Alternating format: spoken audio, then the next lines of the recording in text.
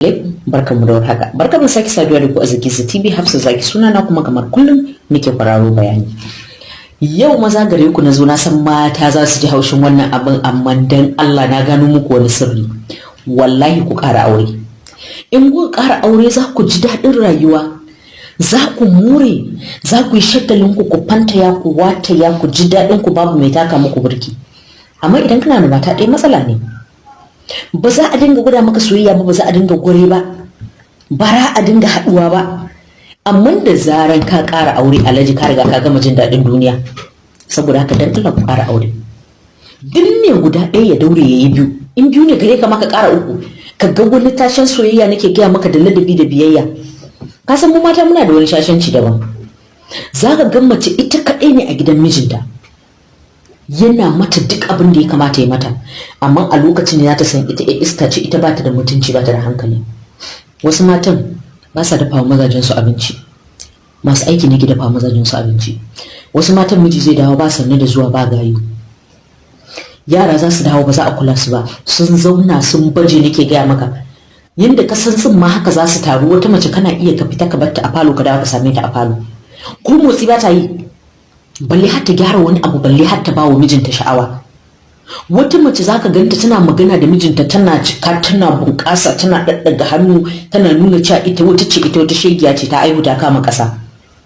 In yana magana ana wani kallon shi, ana ka rashin mutunci sai mata. Kuma wannan shi ya ajiye ta. Wani zai kira matan shi yana cikin ɗaki, shi yana cikin ɗaki, matar shi tana falo, zai kira ta, wallahi kamun ta tashi ta je sai rai ya ɓaci.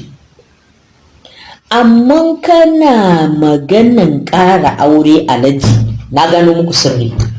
Da ka yi maganan ƙara aure za ka ga komai ya canza. Lokacin ne za a fara competition, lokacin ne za ka san kai namiji ne. Don Allah ku ƙara aure. Za ka ga ana wani tarirayen kamalan, ana wani lelayen ka, ana gaya maka maganganu masu daɗi, ana gayu, ana wani tasowa. Ku ƙara aure, musamman in ka tashi aure, ka auro wanda ta san abin da take yi, wanda ta iya soyayya, tana maka kirari na alaji, kana kafa hula. Shine magana. Ba wai zaka zo ai in ka auri mata ɗaya alaji, da kai da goro duk ɗaya ne. Sannan masu faɗin maganar nan ma kasu ce wai Allah sami jina ya ƙaru. Mu biyu ne damun, ni ma kuma ina jiran ta uku. Idan za ku yi bakin ciki ya kashe ku. Saboda haka in ka ƙara aure akwai soyayya, akwai kuma hatta kwanan cin abincinka ina gaya maka an dinga canzawa kenan. Dan Allah ku ƙara aure, saboda wasu matan in ba ku musu kishiya ba wallahi za ku mutu da bakin ciki. Bakin ciki ne zai kashe ku, saboda ba sa kula ku. Kana da mata ta tana zaune ta zuba gajan kamar an tara kayan wanki. Ke ka mishi ruwa, ba shi abinci, kai magana gaskiya wallahi tallahi ne alaji ka cika damuwa, haba da Allah. Ko kuma wasu saboda tsabagen rainin hankali ma mazajen su suna musu magana sai su rinda, ai ni yanzu na tsufa, gayun me zan yi? In ta tsufa ba ta san gayu, ka kawo wadda za ta yi gayu, wanda za ta dinga saka kwalliya, nake gaya maka, tana fitowa kana ganin ta kana jin daɗi. Kaga in ba ta fara ba wallahi ka kawo amaryar da take sa su wanduna, riga da suke dogayen riguna, kan lura kaɗan ba da lokaci kaɗan zaka ga uwar gidanka ta kwafa. Da haka suke ba su da kunya, ba sa yin komai nasu sai sun ga an kawo wasu. Saboda haka sai ku dinga kawo musu wanda za su koyar da su. Ku ƙara aure. Kaga kana da mata ɗaya, kai an cuce ka ai, wallahi baka ji daɗin duniya ba. Dan Allah ku ƙara aure, ina roƙon ku ƙara aure.